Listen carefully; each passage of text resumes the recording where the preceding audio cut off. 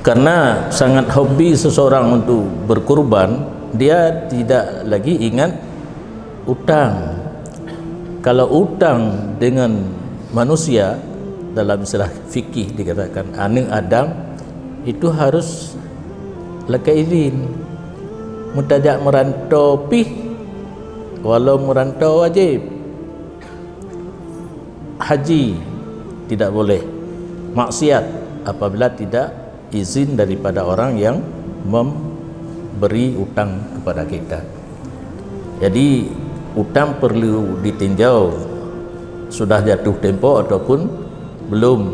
Kalau sudah jatuh tempo, didahulukan utang. Karena ada dalam istilah fikih, hak manusia didasarkan dari musyahah. Makna musyahah, tidak rela untuk melepaskan haknya.